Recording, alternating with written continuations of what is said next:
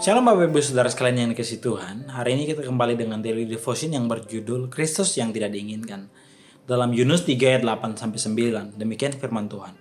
Haruslah semuanya, manusia dan ternak, berselubung kain kabung dan berseru dengan keras kepada Allah.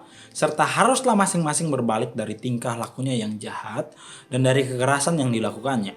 Siapa tahu, mungkin Allah akan berbalik dan menyesal serta berpaling dari murkanya yang bernyala-nyala itu, sehingga kita tidak binasa.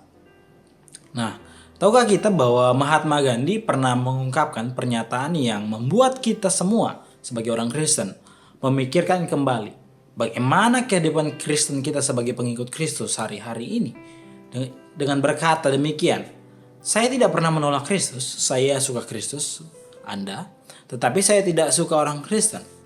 Seandainya orang Kristen benar-benar hidup menurut ajaran Kristus seperti yang ditemukan dalam Alkitab, seluruh India sudah menjadi Kristen hari ini.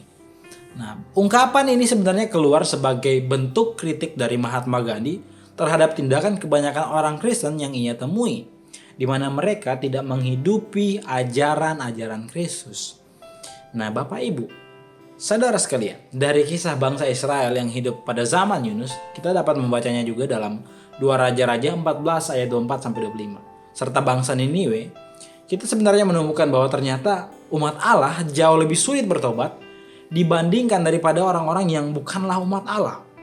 Dari Yunus sendiri, kita dapat melihat bahwa ternyata orang yang sering melayani Tuhan dapat menjadi penghalang terbesar bagi orang lain yang tidak percaya untuk berjumpa dengan kabar baik itu Allah itu sendiri. Jadi, bagaimana dengan kita saat ini? Apakah hidup kita telah mencerminkan karakter-karakter Kristus dalam rumah tangga kita, di lingkungan kita, dalam pekerjaan kita, kemanapun langkah kaki kita melangkah?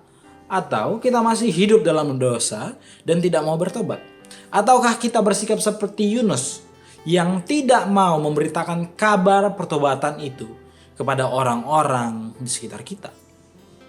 Refleksi singkat sebenarnya dari perbandingan antara bangsa Israel dan Niniwe hari ini mengantarkan kita kepada perenungan bahwa kematian Kristus yang kita peringati dengan roti dan anggur perjamuan kudus setiap awal bulan ini mengingatkan kita pada usaha Allah yang selalu mengingatkan kita tentang keselamatan yang dikerjakan oleh Kristus ditujukan kepada semua orang. Bukan hanya kepada saya dan Bapak Ibu yang sudah percaya, tetapi kepada semua orang. Inilah yang seharusnya mengingatkan kita bahwa setiap hari kita membutuhkan pengampunan dan tuntunan dari Kristus. Serta kita juga harus memberitakan tentang Kristus kepada orang-orang Niniwe di zaman sekarang. Siapa itu? Ya, kita mungkin bisa berjumpa dengan mereka di sekeliling kita. Semua orang membutuhkan Kristus, saudara, Bapak Ibu saudara sekalian. Jangan biarkan cara berpikir Yunus menguasai kita, supaya berita tentang Kristus bisa tetap diterima oleh semua orang-orang Niniwe di masa kini. Pelajaran hari ini kita harus mengingat bahwa Yesus mati di kayu salib bukan hanya untuk kita yang percaya, tetapi juga untuk mereka yang gak percaya. Karena itu Bapak Ibu, mari janganlah kita menjadi pengikut-pengikut Kristus yang menghalangi orang lain untuk berjumpa dan menikmati persekutuan dengan Kristus yang sejati. Tetapi belajarlah untuk memberitakan Kristus bagi mereka.